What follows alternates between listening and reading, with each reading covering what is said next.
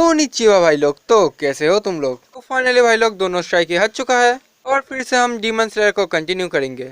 और आज हम डीमन स्लेयर के एपिसोड 20 को एक्सप्लेन करने वाले हैं।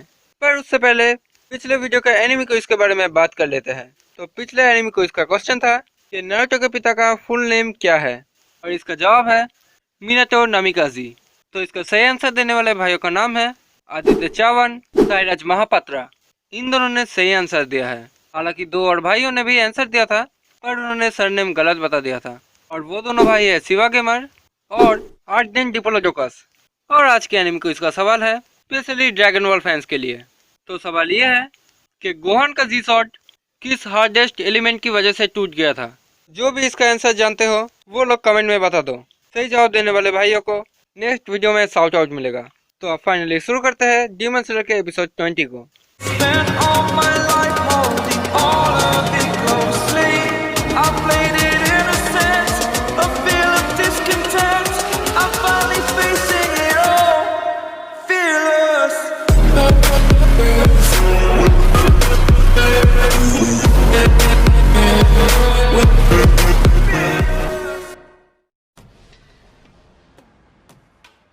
कहानी शुरू होता है तानजीरो से। आखिरकार उसने रुई का गला काट ही दिया। रुई का शरीर जमीन पर गिर जाता है, साथ ही साथ तानजीरो भी उसके साथ जमीन पर गिर जाता है कि उसके शरीर में और ताकत नहीं बचा है। इधर रुई के धागे सारे जल जाते हैं, इसलिए नजुको भी ऊपर से गिर जाती है। तानजीरो आज इसीलिए जीत पाया क्योंकि उसने आज अपने पिताजी के टेक्निक को यूज़ किया था। तानजीरो का लड़ाई अभी भी ख़त्म नहीं हुआ है, उसे अभी भी इनोसुके को बचाने जाना है। पर पहले वो अपनी बहन को देखने के लिए उस तरफ रेंगते रेंगते जाने लगता है। पर तभी अचानक तानजीरो को एक गन आता है और हम देखते हैं कि तानजीरो के पीछे रुई खड़ा हुआ है। असल में रुई ने तानजीरो के हमला करने से पहले ही अपने ही धागों से अपना सर काट दिया था, जिसकी वजह से तानजीरो का हमला उसका गर्दन काट ही नहीं पाया। रुई अभी भी जिंदा है। रुई तानजीरो और नजुको दोनों के ऊपर गुस्सा हो जाता है और अब वो उन दोनों को मारना चाहता है। इधर तानजीरो के पास थोड़ी सी भी ताकत नहीं बचा और आखिरकार रुई तानजीरो को मारने के लिए उसके ऊपर हमला करता है। तानजीरो इस हमले के चपेट में आ जाता है। उसे लगता है कि वो अब मरने वाला है, पर तभी कोई आके तानजीरो को बचा लेता है। इधर और कोई नहीं, ग्यू है। ग्यू तानजीरो को बोलता है, तुमने अच्छा काम किया बच्चे, मेरे आने तक तुमने इसको रोक के रखा, अब सब कुछ मुझ पे छोड़ दो। रुई ग्यू को देख के गुस्सा हो जाता है और वो उसको मारने के लिए आगे बढ़ता है। Total concentration, water breathing, 11th from death claim. और हम देखते हैं कि जैसे ही रुई का धागा ग्यू के पास आता है, वो धागा अपने आप ही कट जाता है और ग्यू बड़े ही आसानी से रुई का सर काट देता है। इधर हम रुई की बड़ी बहन यानी कि टोमा को देखते हैं। वो बोलता है कि इस नकली परिवार के गेम में बस वही अकेली थी जिसने कभी भी गलती नहीं किया, पर आज उसने भी गलती कर दिया। और ये सब कहने के बाद उसको कुछ पुरानी बातें याद आता है। हम देखते हैं कि उसके पीछे काफ़ी सारे डीमन क्रॉप्स के मेंबर पड़े हुए हैं उसको मारने के लिए। डोमा भागते भागते रुई के घर के सामने आ जाता है। डोमा अब रुई की तरफ देखता है और उसके पास मदद की भीख मांगता है और वो उससे मदद मांगती है। पर रुई इधर डोमा के साथ एक सौदा करती है। सौदा ये है कि रुई उसको बचा लेगा, पर बदले में डोमा को उसके परिवार का हिस्सा बनना पड़ेगा। डोमा इस सौदे के लिए मान जाता है, जिसके बाद रुई एक ही झटके में उन सभी डीमन कॉर्प्स के मेंबर को मार देता है। डोमा अब रुई के बाकी फैमिली मेंबर्स को देखता है, जिसके बाद रुई डोमा को अपना थोड़ा सा खून देके उसके जैसा बना देता है। डोमा अब पहले से बदल चुकी है, वो अब ताकतवर भी बन चुकी है और उसका चेहरा भी बदल चुका है। जिसके बाद हमें यह पता चलता है कि भले ही रुई ने सभी अनजान डीमंस को अपने परिवार का हिस्सा बनाया, पर अगर कोई भी छोटा सा भी गलती करता है तो रुई उसको माफ़ नहीं करता।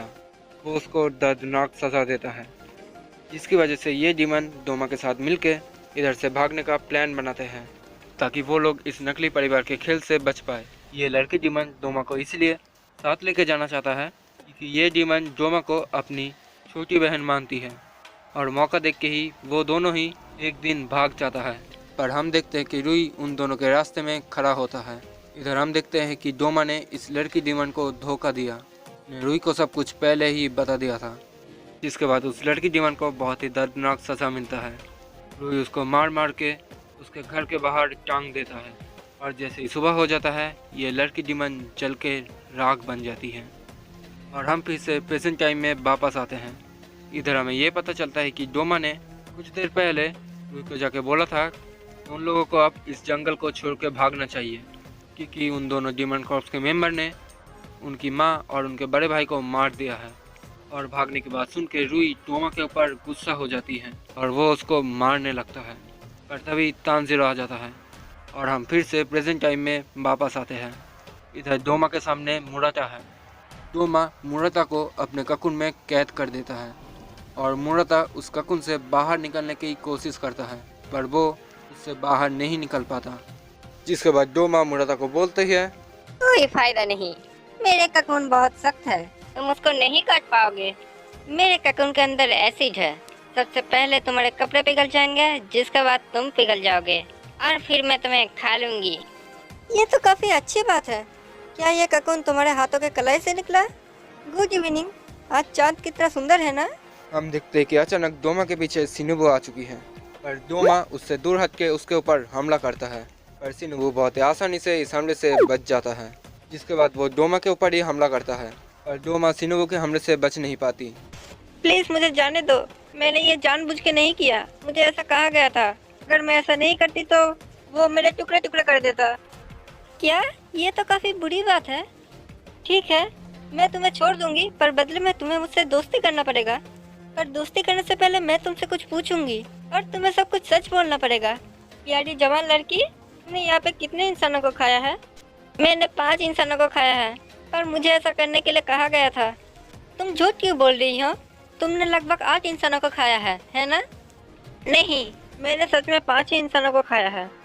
मैं वेस्ट की तरफ आया हूँ माय डियर, और उधर मैंने 14 ककुन्स देखा। उन ककुन्स के अंदर जितने भी इंसान थे वो लोग पिघल चुके थे, कोई भी उनमें से जिंदा नहीं था। पर तुम चिंता मत करो, मैं इस चीज़ से गुस्सा नहीं हूँ, मैं बस गिन रहा था। पर दोस्ती करने से पहले मैं तुम्हें सजा दूंगी, ताकि तुम्हारे सारे पाप मिट जाए और तुम एक नई जीवन की शुरुआत कर पाओ। सजा? हाँ सही कहा। पहले मैं तुम्हारा आंखें नोच लूंगी, फिर तुम्हारे पेट चीर दूंगी और सारे ऑर्गन्स बाहर निकाल लूंगी। और एक मौत का बदला तुम्हारे ऑर्गन्स को बाहर निकालने से होगा। और जब तुम ये दर्द सह लोगे, तुम्हारा सारा पाप मिट जाएगा। तुम चिंता मत करो माय डियर, तुम उस सजा की वजह से मरोगे नहीं, क्योंकि आखिरकार तुम एक डीमन जो हो। क्या तुम मजाक कर रही हो? सुनकर डोमा गुस्सा हो जाती है और फिर से सिनुबु के ऊपर हमला करती है, पर सिनुबु इस बार भी उस हमले से बच जाता है। वो अपना तलवार पकड़ता है और डोमा के ऊपर हमला करती है।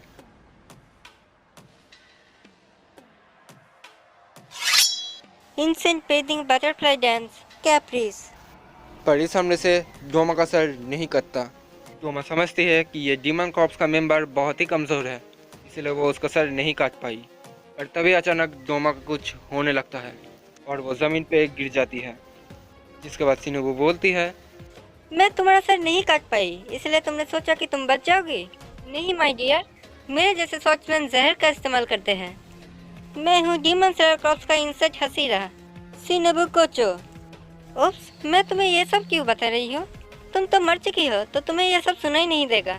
कितनी बेवकूफ़ हूँ मैं। जिसके बाद सिनुबु मुराटा को उस ककुन से बाहर निकलता है और इधर सिनुबु को भी पता चल चुका है कि ग्यू ने उस 12 किज़ुकी के मेंबर को मार दिया है। इस तरफ हम देखते हैं कि रुई का कटा हुआ सर एक सपना देखता है। सपने में उसकी माँ रुई से पूछती है कि रुई के हिसाब से परिवार का मतलब क्या है, पर रुई बोलता है कि उसको इसके बारे में कुछ भी नहीं पता, तब कुछ चीज़ें याद नहीं जब वो इंसान था। जिसके बाद रुई की माँ बोलती है, तो क्या तुम इसीलिए हम लोगों को अपना परिवार का हिस्सा बनाया?